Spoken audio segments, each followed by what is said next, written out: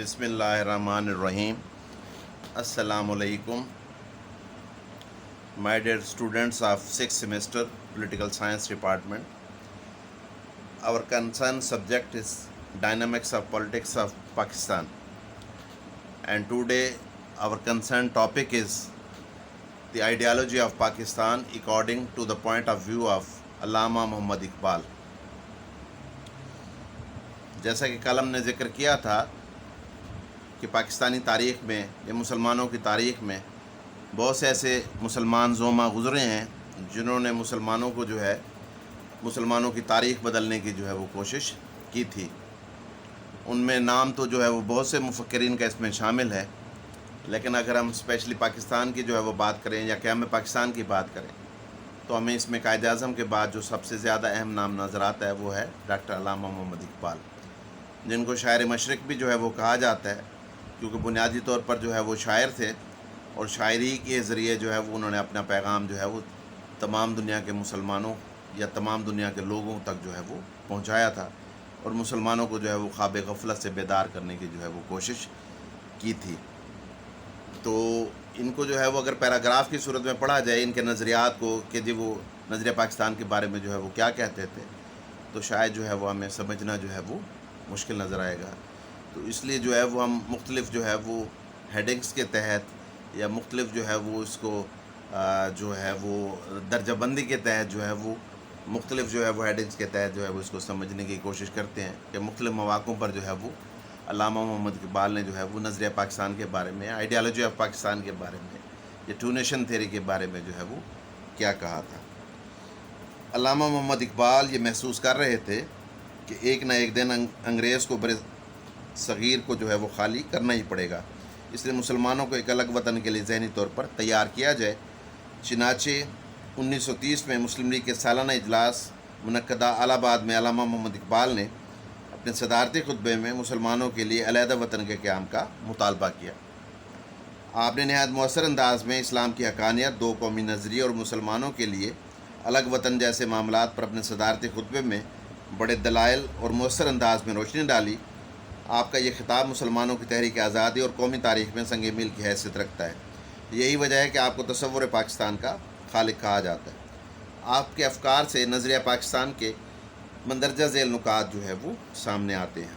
Number 1 नज़रिया कौमियत, number 2 इस्लाम मुकम्मल ज़ाब्ते हयात, number 3 इस्लाम में दीन और दुनिया की तफरीक नहीं, नंबर 4 इत्तेहाद आलम इस्लामी, नंबर 5 मुत्तहदा कौमियत की तरदीद, नंबर 6 मुस्लिम रियासत के क़याम का मुतालबा, नंबर 7 इस्लाम एक ज़िंदा क़ुव्वत, नंबर 8 इस्लाम वसीला ज़फ़र। इसके बाद कुरानी तालीमात अब्दी हैं, इसके बाद वो इस्लामी नज़रिया मिल्लत और आखिर में अलहदा रियासत की ज़रूरत। तो सबसे पहले हम वो वज़ाहत करते हैं कि नज़रिया कौमियत की वज़ाहत वो अपने अल्फाज में वो कैसे करते हैं अल्लामा मोहम्मद इकबाल। मुत्तहदा कौमियत के अलमबरदार ये नारा लगा रहे थे कि कौमें वो औतान से या वतन की जमा औतान से बनती हैं। इसके मुकाबले में अल्लामा इकबाल ने कौम के बनने के लिए नज़रिए को बुनियाद करार दिया। अल्लामा इकबाल रंग व नस्ल और ज़बान वतन की बुनियाद पर कायम होने वाली कौम को इंसानियत के लिए ज़हर कातिल ख्याल करते हैं और उसे आज़ादी, मसावात और क़ुव्वत कायम करने में सबसे बड़ी रुकावट समझते हैं और मिलत के लिए ज़बान व वतन की हदबंदियाँ और रंग व नस्ल के तासुबात के बुतों को तोड़ना ज़रूरी ख्याल करते हैं ताकि इस्लाम पर मुस्लिम कौम की बुनियाद मुस्तहकम हो।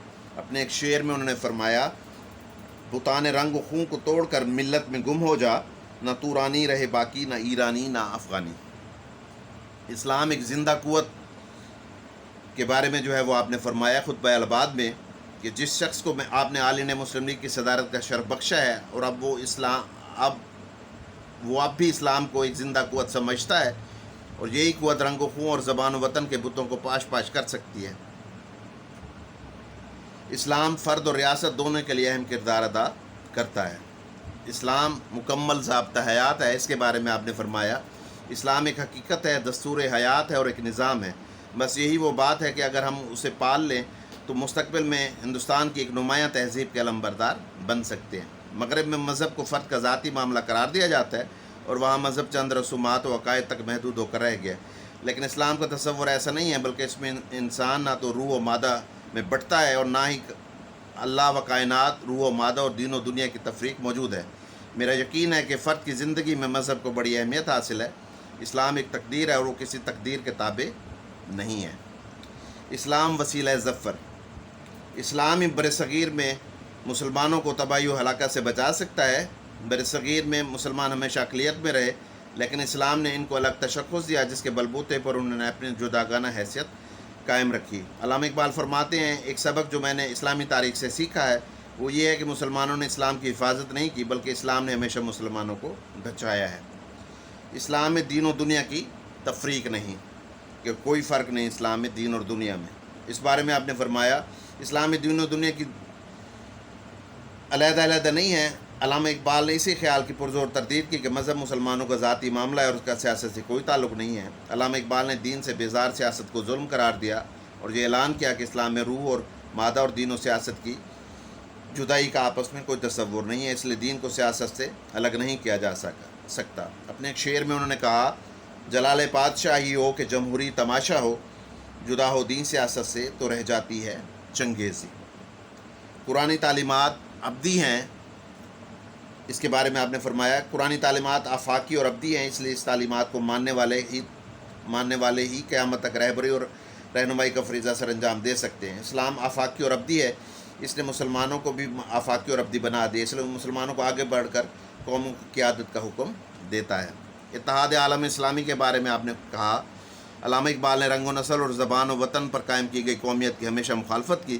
ان کے نزدیک نظریہ وطنیت پر قائم کی گئی قومیت کی عمر اتنی کم اور ناپائیدار ہے کہ اسے اسلام نے ہمیشہ رد کیا ہے۔ مغرب کے لادین تصورات کے زیر اثر اسلامی ممالک میں بھی قوم پرست تحریکیں جو ہے وہ جنم لے رہی تھی۔ علامہ اقبال نے ان کے مضر اثرات پر روشنی ڈالتے ہوئے مسلمانوں کو حرم کو مرکز بنانے کی تلقین کی تاکہ دنیا کے اسلامی ممالک اسلامی اقدار کو ملت کی بنیاد بنائیں۔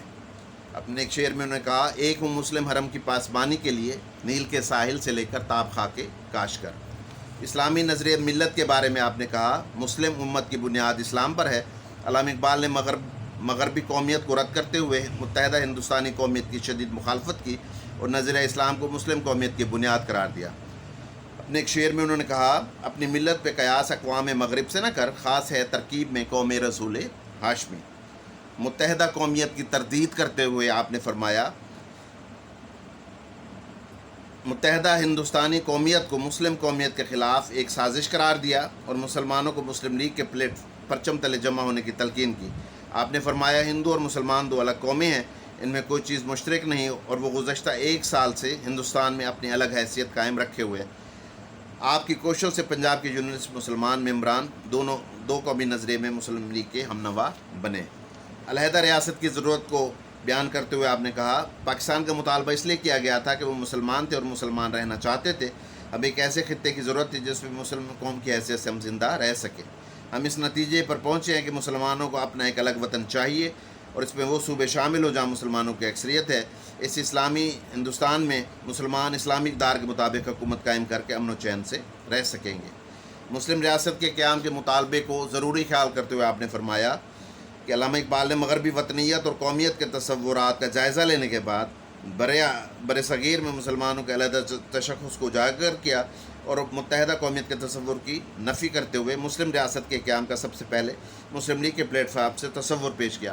آپ نے فرمایا، میری خواہش ہے کہ پنجاب، سندھ، سرحد اور بلوچستان کو ایک ہی ریاست میں ملا دیا جائے، خواہ یہ ریاست سلطنت برطانیہ کے اندر حکومت خود اختیاری حاصل کرے، خواہ اس کے باہر۔ مجھے تو ایسا نظر آتا ہے کہ آج نہیں تو کل شمال مغربی ہندوستان کے مسلمانوں کو بالآخر ایک منظم اسلامی ریاست قائم کرنا پڑے گی اور یہ ان کا مقدر معلوم ہوتی ہے۔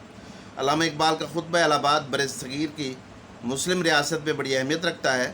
علامہ اقبال نے الہ آباد میں مسلمانوں کے نمائندہ اجتماع میں اسلامی مملکت کا نظریہ پیش کر کے مسلمانوں کو صحیح منزل کا تعین کر دیا۔ یہ خطبہ پاکستان کے تصور کی بنیاد بنا اور اسے ہی جو ہے وہ آئیڈیالوجی آف پاکستان بھی کہا جاتا ہے۔ اس خطے میں اسلامی مملکت کے ابھرتے ہوئے نقوش واضح طور پر ابھر کر سامنے آئے خطبہ الہ آباد کی وجہ سے، اور علامہ محمد اقبال نے دنیا کے نقشے پر نئی ابھرنے والی ریاست جس کا خاکہ ان کے تصور میں بنا تھا وہ انہوں نے خطبہ الہ آباد میں مسلمانان ہند کو سمجھانے کی کوشش کی۔ ان کے یہ الفاظ کہ برعظیم میں اسلامی ریاست مسلمانوں کا مقدر بن چکی ہے برصغیر کے مسلمانان کے لیے خوشخبری تھی۔ اسی بنیاد پر علامہ اقبال جو ہے وہ مبشر پاکستان کہلانے کے بھی مستحق ہیں۔ تو ڈیئر اسٹوڈنٹس، یہ وہ خیالات تھے بنیادی طور پر علامہ محمد اقبال کے، جو وہ نظریہ پاکستان کے بارے میں جو ہے وہ رکھتے تھے، اور انہی کی بنیاد پر جو ہے وہ جانچا جا سکتا ہے کہ نظریہ پاکستان سے متعلق، دو قومی نظریے سے متعلق علامہ محمد اقبال جو ہے وہ بنیادی طور پر چونکہ تصور پاکستان کہلاتے ہیں، تو اس لیے وہ کس قسم کے خیالات، کس قسم کے عقائد جو ہے وہ رکھتے تھے نظریہ پاکستان، ٹو نیشن تھیوری یا نظریے کے بارے میں، یا کس حد تک جو ہے وہ ضروری سمجھتے تھے کہ نظریہ پاکستان جو ہے وہ برصغیر کے مسلمانوں کے لیے جو ہے وہ ضروری ہے۔ والسلام۔